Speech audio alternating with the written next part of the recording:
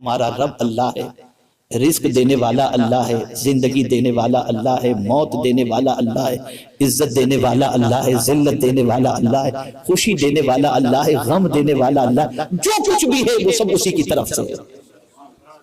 پھر ایک کنفیوژن پیدا ہوا کہ جب سب کچھ اللہ کی طرف سے ہے تو پھر معاذ اللہ جو گناہ ہو جاتے ہیں تو اس کے بارے میں کیا؟ تو پھر رب نے فرمایا ما اصابک من حسنۃ فمن اللہ وما اصابک من سیئۃ فمن نفسک، جو نیکی اور بھلائی تم سے سرزد ہوتی ہے یہ سب کچھ اللہ کی طرف سے ہے، اور جو کچھ برائیاں تم سے سرزد ہوتی ہیں وہ تمہارے نفس کا اپنا قصور ہے۔ برائی کی نسبت قدرت کی طرف نہیں کی جا سکتی، برائی میں خود کا قصور، نیکی سب کچھ اللہ کی طرف سے۔ یہاں ایک ذہن دے دیا گیا، اور وہ ذہن کیا ہے؟ تم کوئی بھی اچھا کام کرو اسے اپنا کمال نہ سمجھو، اسے رب کا کرم سمجھو۔ کوئی بھی اچھا کام کرو اس میں اپنا کمال نہ سمجھو، اسے رب کا کرم سمجھو۔ اس کو میں ایک واقعے کے ذریعے سمجھاؤں۔ جب حضرت ایوب علیہ السلام نے صبر کیا اور بہت صبر کیا، اتنا صبر کیا کہ صبر ایوب مشہور ہو گیا، اور پروردگار جل جلالہ ان کے صبر سے اتنا راضی ہوا کہ فرمایا انا وجدناہ صابرا، بے شک ہم نے ان کو صبر کرنے والا پایا۔ نعم العبد، کتنا اچھا بندہ ہے، کتنا اچھا بندہ ہے۔ قرآن نے حضرت ایوب علیہ السلام کی تعریف کی تو مچل گئے۔ کبھی ہوتا ہے نا کسی کی تعریف کرو تو آدمی مچل جاتا ہے، تو حضرت ایوب علیہ السلام بھی مچل گئے اور تعریف کو سن کر اپنے رب سے کہنے لگے مولا میں نے کیسا صبر کیا نا، مچل گئے، میں نے کیسا صبر کیا نا۔ تو اب جواب سنیے میرے رب کا، میرے کریم نے ارشاد فرمایا ایوب تجھے صبر کی توفیق کس نے عطا فرمائے؟ اگر میں توفیق نہ دیتا تو تم صبر کہاں سے کرتا؟ یہ ہے ما اصابک من حسنۃ فمن اللہ، جو بھی بھلائی پہنچے۔ جب یہ انسان کے ذہن میں چیز رہے گی کہ میں کچھ بھی نہیں، اسی لیے اعلیٰ حضرت عظیم البرکت امام عشق و محبت نے ترجمہ قرآن جب کیا اور بسم اللہ الرحمن الرحیم کا ترجمہ جب کیا تو بسم اللہ الرحمن الرحیم کے ترجمے میں لائے ہی نہیں، ابتدا ہی اللہ سے کر دیا۔ اللہ کے نام سے شروع کرتا ہوں جو نہایت رحم والا، میں کا لفظ نہیں۔ جب تک کہ اس راہ کے اندر میں کو نہیں مٹاؤ گے تب تک کچھ نہیں ہو سکتا۔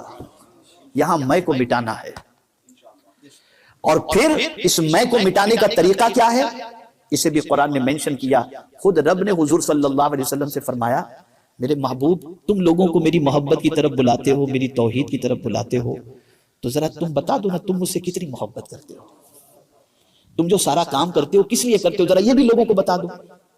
مولا تو جانتا ہے لیکن کہنے کے لیے فرمایا تم کہہ دو۔ تو حضور نے کیا فرمایا؟ قل ان صلاتی ونسکی ومحیای ومماتی للہ رب العالمین، کہ بے شک میری نماز، میری قربانی، میرا جینا، میرا مرنا یہ سب کچھ اللہ کے لیے ہے، یہ سب کچھ اللہ کے لیے۔ اور جینے مرنے کو منشن کر کے رسول اعظم صلی اللہ علیہ وسلم نے واضح فرما دیا کہ میں جی بھی رہا ہوں اللہ کے لیے اور مرنا بھی چاہتا ہوں تو اللہ کی محبت میں اس دنیا چلا جاتا۔ تو ابتدا پیغمبر رحمت صلی اللہ علیہ وسلم نے ایک خدا کی طرف بلانے کی، ٹھیک ہے۔ اب جب رسول اعظم صلی اللہ علیہ وسلم نے اللہ کی طرف بلائے تو جیسے ہی بلانا شروع کیا جو بھی اللہ کو ماننے والے ہوتے جاتے وہ مصطفیٰ پیارے صلی اللہ علیہ وسلم کی سوسائٹی کے ممبر بنتے چلے جاتے۔ اب وہ سوسائٹی کے ممبر، ایک نئی سوسائٹی تشکیل پا رہی ہے مکہ مکرمہ میں۔ اب دشواریوں کا سلسلہ شروع ہوا، جیسے ہی لوگ اسلام قبول کرنے لگے، اور اسلام قبول کرنے کے بعد اسلام اور کفر کا فاصلہ ہونے لگا، باپ بیٹے الگ ہو رہے ہیں، ماں بیٹے الگ ہو رہے ہیں، جیسا کہ حضرت مصعب بن عمیر رضی اللہ تعالیٰ عنہ کا واقعہ کہ حضرت مصعب بن عمیر رضی اللہ تعالیٰ عنہ قبول اسلام سے پہلے اتنا قیمتی عطر استعمال کرتے کہ مکے کی گلی سے وہ گزرے ہوتے تو لوگ کہہ دیتے یہاں سے مصعب بن عمیر گزرے، ان کا عطر کی خوشبو، ان کے عطر کی خوشبو اس طریقے سے گلیوں میں مہکتی رہتی، اور بہت قیمتی لباس وہ پہنا کرتے تھے، بہت قیمتی لباس۔ ان کی ماں کو اطلاع ملی کہ مصعب بن عمیر نے حضور صلی اللہ علیہ وسلم کا دین قبول کر لیا، سختیاں شروع ہوئی۔ ماں نے کہا بیٹے دامن مصطفیٰ صلی اللہ علیہ وسلم چھوڑ دو ورنہ میں تمہارے پاس جتنے بھی قیمتی کپڑے ہیں چھین لوں گی، کھانا پینا بند کر دوں گی، عطر کے استعمال پر پابندی لگا دوں گی۔ تو قربان جائیے یہ جام توحید جو ہے نا، یہ اتنا عظیم جام ہے کہ جب یہ کوئی پی لیتا ہے نا پھر کسی چیز کی پرواہ نہیں کرتا۔ پھر وہ کسی چیز کی پرواہ نہیں کرتا. حضرت مصعب بن عمیر رضی اللہ تعالیٰ عنہ نے اپنی ماں سے کہا ماں سب لے لے منظور ہے لیکن میں دین سے انحراف نہیں کر سکتا اور میں دامن مصطفیٰ صلی اللہ علیہ وسلم چھوڑ سکتا ہوں. سب کچھ چھین لیا گیا. ایک روز پھر ماں نے گھر سے نکال بھی دیا. حضرت مصعب بن عمیر نکل بھی گئے اور کہیں سے تشریف لا رہے تھے. گرد آلود چہرہ تھا, بوسیدہ لباس تھا.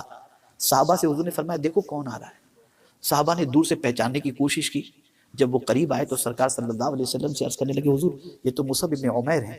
سرکار نے فرمایا کیا دور تھا اس کا, قیمتی کپڑے پہنا کرتا, قیمتی عطر استعمال کرتا, لیکن میرے رب کی محبت اور اس کے رسول کی محبت میں اس نے سب کچھ قربان کر دیا, سب کچھ قربان کر دیا. جب اس بوسیدہ لباس کو پہن کر حضور کے پاس آئے اور اس کے بعد طبیعت چاہی کہ ذرا چل کر ماں کی طبیعت تو دیکھ لوں ماں کیسی ہے. ماں کے پاس پہنچے ملنے کے لیے. ماں نے اسلام تو قبول کیا نہیں تھا. ملنے گئے تو ماں نے دیکھا تو دیکھتے کہ مصعب تیری حالت تو نے کیا بنا رکھی ہے, تو جب تک حضور کی غلامی قبول نہیں کیا تھا قیمتی کپڑے پہنتا تھا, اب دیکھ پھٹے پرانے کپڑے تجھے کیا دیا تجھے محمد صلی اللہ علیہ وسلم نے. یہ کوشچن تھا ماں کی طرف سے, کیا دیا. قربان جائیے ان کے جواب پر. ارشاد فرماتے ماں تو یہاں مجھے بوسیدہ لباس میں دیکھ رہی ہے لیکن جنت میں ایسا لباس ملے گا جو دنیا سے کروڑوں گنا بہتر ہوگا. میں نے اپنے رسول کے ارشاد پر عمل کرتے ہوئے دین اسلام کو قبول کیا ہے. یہ سیکریفائس تھا, یہ قربان اتنا حضور نے پلا دیا تھا. اسی لیے کسی نے بہت اچھی بات کہی ہے, عجب چیز ہے لذت آشنائی, عجب چیز ہے جسے یہ جان. اسی لیے غوث پاک رضی اللہ تعالی عنہ بھی اللہ کی بارگاہ میں دعا کرتے ہیں تو یہ دعا کرتے ہیں اللہم اسقنی شراب محبتک, اے اللہ اپنی محبت کی شراب مجھے پلا دے. یہ دعا کرتے ہیں. تو پہلی چیز تھی توحید.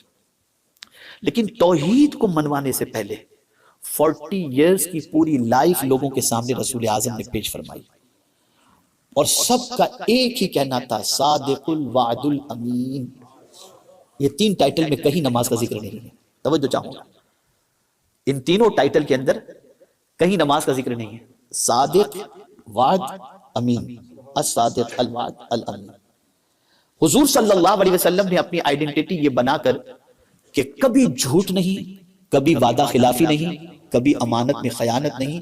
جب رسول اعظم صلی اللہ علیہ وسلم نے اپنی یہ پہچان بنا لی تو ایک جملہ میں یہاں پر عرض کروں گا توجہ کے ساتھ, خاص طور پر مبلغین بھی اس پر توجہ رکھیں کہ پہلے ذات منواؤ پھر بات منواؤ. رسول اعظم نے پہلے اپنی ذات منوائی اور پھر اپنی بات سرکار صلی اللہ علیہ وسلم نے منوائی. تو توحید ابتدا تھی. پھر اس کے بعد کہ تم اس ادھر ادھر کے راستے پر مت چلو, تمہارا ایک ایک عزم قیامت میں گواہی دے گا. سرکار صلی اللہ علیہ وسلم نے آخرت کی طرف ان کو بلایا اور آخرت کی فکر انہیں عطا فرمائی. جب آخرت کے بارے میں انہوں نے سنا تو پھر ان کی زندگی میں بیلنس آ گیا کہ ہمیں ایک نہ ایک دن خدا کی بارگاہ میں اپنی زندگی کا حساب دینا ہے, تو ہم کوئی ایسا کام نہ کریں جس کی وجہ سے رب قدیر جل جلالہ ناراض ہو جائے. اب رسول اعظم کے صدقے میں توحید, رسول اعظم صلی اللہ علیہ وسلم کے صدقے میں فکر آخرت. اب جب یہ ساری چیزیں پیغمبر رحمت صلی اللہ علیہ وسلم سے ملنے لگی تو ان کے اندر ایک ایسی کیفیت پیدا ہوئی کہ رسول اعظم صلی اللہ علیہ وسلم پر مر مٹنے کے لیے تیار. لیکن چونکہ پیغمبر اعظم صلی اللہ علیہ وسلم کا ایکسپیرینس تھا, اس ایکسپیرینس کے اندر کوئی بھی ایمان سے ہاتھ دھو بیٹھ سکتا ہے, کوئی بھی اسلام چھوڑ سکتا ہے. اور اسلام چھوڑنے کے لیے اور دعوت اسلام کو چھوڑنے کے لیے جو فارمولا اس زمانے میں اپنایا گیا تھا حضور صلی اللہ علیہ وسلم کے ساتھ, تو حضور صلی اللہ علیہ وسلم نے اس ایکسپیرینس کو سامنے رکھتے ہوئے اپنے صحابہ کی تربیت فرمائی. ایکسپیرینس کیا تھا؟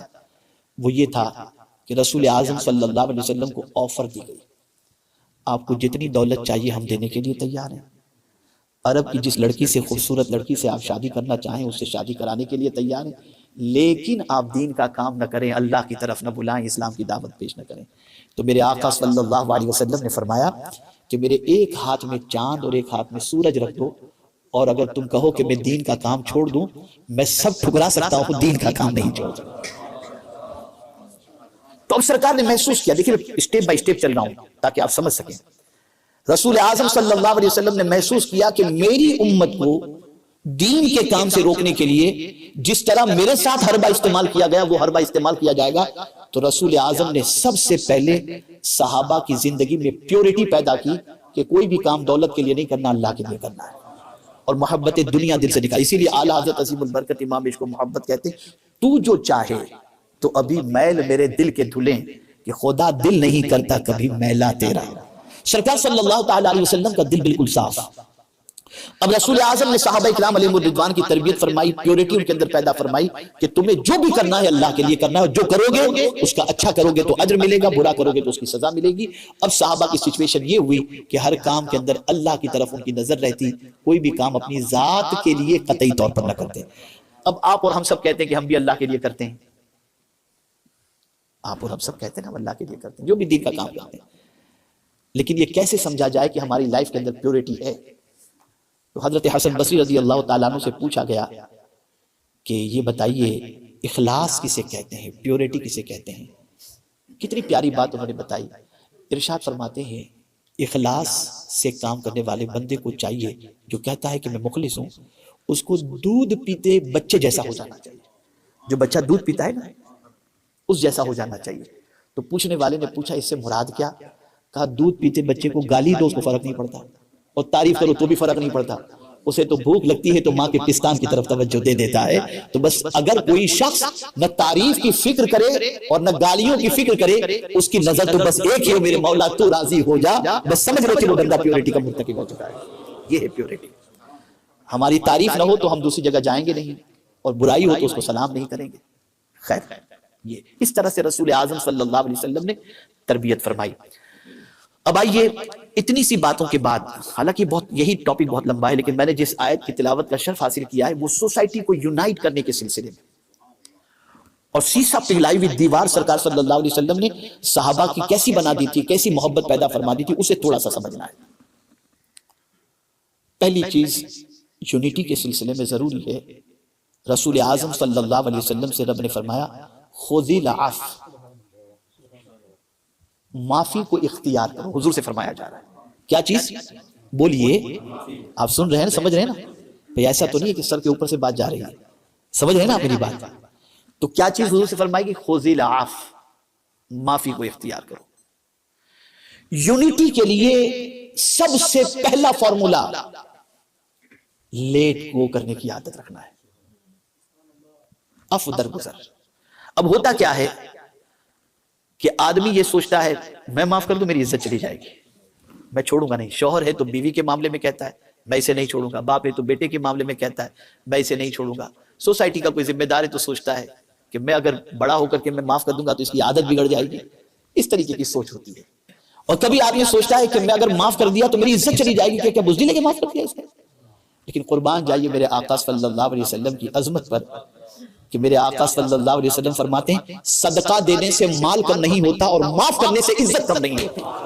یہ حضور صلی اللہ علیہ وسلم۔ اب دیکھیں یونٹی کریش کیسے ہو رہی تھی، غزوہ احد کے واقعے کو لے لیجئے، بڑا اختلاف پیدا ہو جاتا، 70 صحابہ شہید ہوئے۔ سرکار صلی اللہ علیہ وسلم نے صحابہ کی جماعت کو ایک پہاڑ پر کھڑا کر دیا، 50 صحابہ کی جماعت کو، اور فرما دیا یہاں سے کوئی اترے گا نہیں جب تک کہ میں نہ کہوں۔ اور اس طرف میدان جنگ کے اندر جنگ چل رہی ہے، اور جنگ کے اندر اللہ تعالیٰ نے صحابہ کو کامیابی عطا فرمائی۔ موجود تھے، انہوں نے سوچا کہ اب تو جنگ ختم ہو رہی ہے اور صحابہ کامیاب ہو گئے۔ ذہن سے بات نکل گئی یا خطائے اجتہادی ہو گئی، ادھر سے اترے۔ خالد بن ولید اسلام قبول نہیں کیے تھے، دور سے انہوں نے یہ مورچہ خالی دیکھا، حملہ کیا، جس حملے میں سیدنا امیر حمزہ شہید ہوئے، حضرت مصعب بن عمیر شہید ہوئے، حضرت عبداللہ بن جہش شہید ہوئے، اور تقریباً 70 صحابہ اس جنگ کے اندر شہید ہوئے۔ کتنا بڑا نقصان، ایون یہاں تک کہ رسول اعظم صلی اللہ علیہ وسلم کے دندان مبارک بھی شہید ہوئے۔ اتنا بڑا لاس، اتنا بڑا لاس۔ اب سرکار صلی اللہ تعالی علیہ وسلم ان صحابہ کی مسٹیک پر، ان پر سخت سرزنش کرتے، ان کو غلامی سے خارج کر دیتے، ان کو کڑی سے کڑی سزا دیتے۔ لیکن خدا کی قسم جب میں قرآن کی اس آیت کو دیکھتا ہوں اور پیغمبر رحمت صلی اللہ علیہ وسلم کے عفو و کرم کے حوالے سے اللہ کا پیغام جب پڑھتا ہوں تو میری عقل دنگ رہ جاتی ہے۔ کس طریقے سے اتنی بڑی غلطی کو معاف کرنے کے لیے رب فرما رہا ہے، فرماتا ہے فاعف عنہم، میرے محبوب ان کی غلطی کو معاف کر دو۔ اب ظاہر سی بات ہے آپ اور ہمیں، ہمارے سامنے کوئی غلطی کرے چلو ٹھیک ہے معاف کر دیا، لیکن دل میں ہمارے بات رہتی ہے، اور اگر ہمارے نہ رہے تو سامنے والے کے دل میں بات رہتی ہے کہ پتہ نہیں معاف کیا بھی کہ نہیں کیا سچے دل سے۔ تو قربان جائیے میرے آقا صلی اللہ علیہ وسلم کی عظمت پر رب نے حضور سے فرمایا فاعف عنہم، ان کو معاف کر دو۔ اسی پر اکتفا نہیں فرمایا واستغفر لہم، ان کے لیے مغفرت کی دعا بھی کرو۔ یعنی جن سے غلطی ہوئی ان کو معاف بھی کرو، ان کے لیے مغفرت کی دعا بھی کرو، اور پھر قربان جائیے اور مزید مضبوطی کے لیے فرمایا وَشَاوِرْهُمْ فِي الْأَمْرِ، اور ان سے کاموں کے اندر مشورہ بھی لے لو تاکہ اطمینان ہو جائے کہ حضور نے معاف فرما دیا۔ اگر حضور معاف نہ فرماتے تو یونٹی بریک ہو جاتی، لیکن اتنی بڑی غلطی پر حضور سے فرمایا گیا معاف کر دو، اور پھر اس معافی کے بعد قرآن آگے کہتا ہے وَشَاوِرْهُمْ فِي الْأَمْرِ فَإِذَا عَزَمْتَ فَتَوَكَّلْ عَلَى اللَّهِ، اور جب آپ کسی چیز کا ارادہ کر لیں تو پھر اللہ پر بھروسہ کر لیں۔ دیکھیں یہاں بھی سمجھنے کی بات ہے، دین کے کام کرنے والوں کے لیے خاص سمجھنے کی بات ہے۔ یہاں پہلے فرمایا گیا ان کو معاف کرو، پھر فرمایا گیا ان کے لیے مغفرت کی دعا کرو، پھر فرمایا گیا ان سے مشورہ لو، لیکن یہ نہیں فرمایا گیا کہ جب دین کا کام کرو تو ان پر بھروسہ کرو۔ سمجھنے کی بات جو ہے نا وہ یہ ہے اس کے ساتھ ساتھ کہ جب تم دین کے کام کا ارادہ کرو یا کسی اچھے کام کا ارادہ کرو تو لوگوں پر بھروسہ مت کرنا۔ فَإِذَا عَزَمْتَ فَتَوَكَّلْ عَلَى اللَّهِ، جب تم ارادہ کر لو تو اللہ پر بھروسہ کر لو، اس لیے کہ سب ساتھ چھوڑ سکتے ہیں، رب ساتھ نہیں چھوڑ سکتا۔ بھئی امام حسین رضی اللہ المولا تبارک و تعالیٰ، میں اپنی زندگی کا ایک واقعہ بتاؤں۔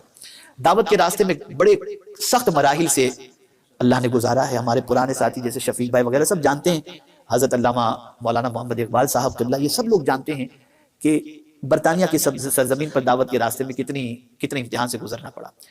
انڈیا میں بھی سخت امتحان تھا اور اس امتحان سے ہم گزر رہے تھے۔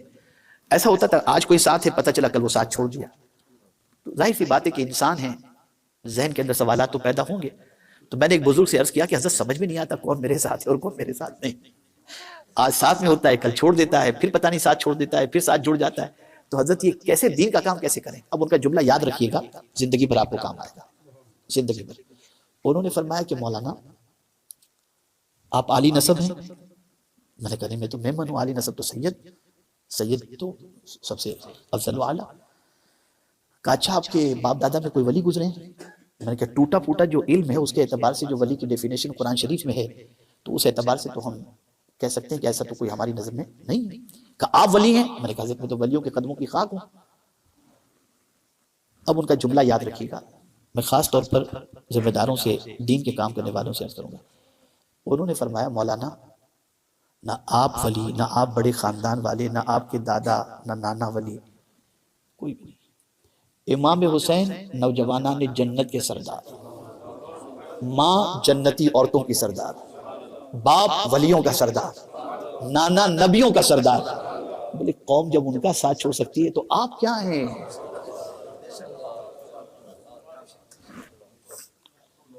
اس لیے جب بھی کام کرو قوم پر بھروسہ کر کے نہیں، اللہ پر بھروسہ کرو۔ یہ بات زندگی بھر یاد رکھیے گا، اللہ پر۔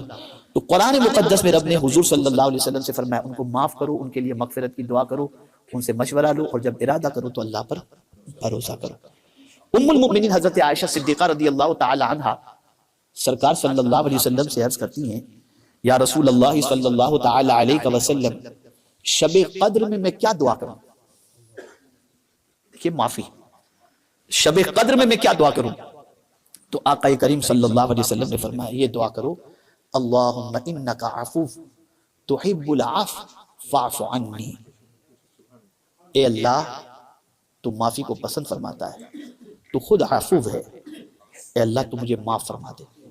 ایک سوال پوچھتا ہوں، ہم لوگ بھی شب قدر میں یہ دعا کرتے ہیں، ہم تو چاہتے ہیں اللہ ہمیں معاف فرما دے، لیکن ہم اللہ کے بندوں کو معاف کرنے کے لیے تیار ہیں۔